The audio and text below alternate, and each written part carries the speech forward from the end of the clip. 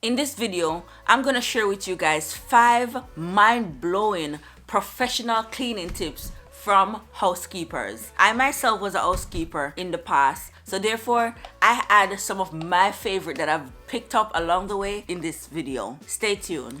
So if you have a pillowcase that is too long, so for example you have a queen size pillow but you have a king size pillowcase, just don't leave it hanging, okay? That's not cute, that's not flattering.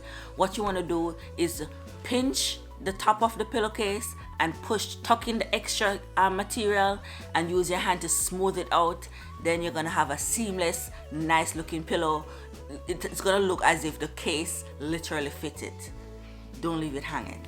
You know, if you want to let your bathroom look bougie, you know, let it look fancy, this is what you can do. Get your toilet paper roll, fold it in triangle, and turn on your faucet, turn it off, and use your faucet as a stamp to hold the end of the toilet paper together. You can do this and use it as a decoration in your bathroom. Tack unused toilet rolls in your bathroom and it's gonna look cute. The one that's actually going to be used, that is on the roll already, you can do it to that one also, and it's just gonna look just so much better, you know, put together, cute, professional. You just have a little thing to it, you know. Yeah. So it's that time of the year, or that time, your kids' toys, their bath toys, their teething ring, stuff that you'd have to pay attention to. Sit down and scrub. Save yourself the time and the energy, honey. Pop that baby in the dishwasher. Put it in the top of the dishwashing rack. That's gonna give it the best wash. Remember, the dishwasher is at a very high temperature. It washes at a very high temperature, so it's gonna kill all the germs and bacteria, and it's gonna leave your baby toys, whatever you put in there. I know that some people put shoes. Don't do that. That's not sanitary, okay? Remember, you're putting your dishes in there after. Don't do that. So, but like the toys and stuff, you can add those in there. But then again, it's your home. Whatever you want to do, do you. But it's great to wash the toys and the stuff that you'd have to pay attention to individually. You just put them in there and the dishwasher is gonna take care of it. Put it on the top rack. Okay, this one is a pro tip. I mean, all of them are, but this one is a pro tip.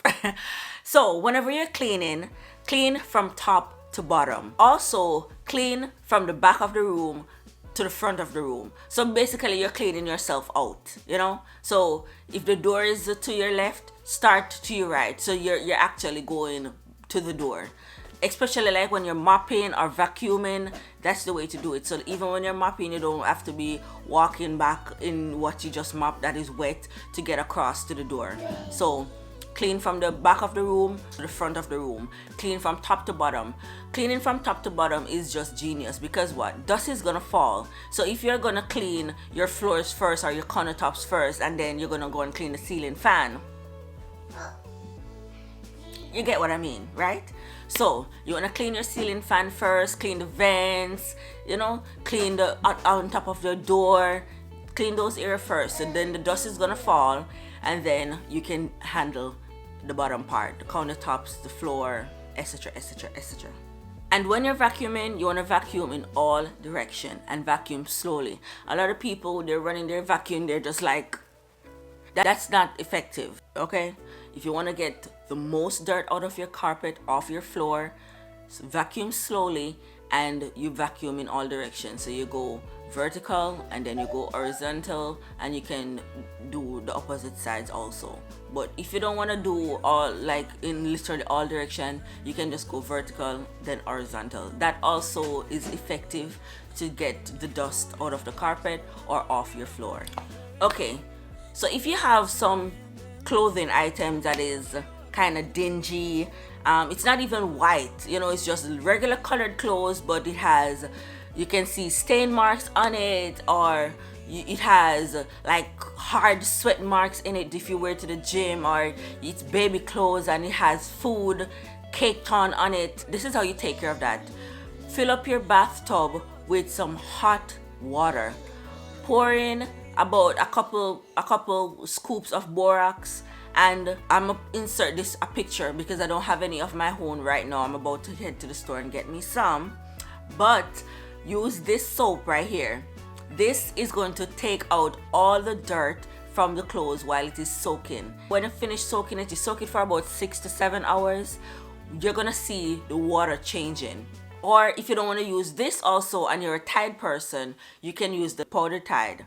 So you use the borax along with the powder Tide, or the borax along with this bar soap.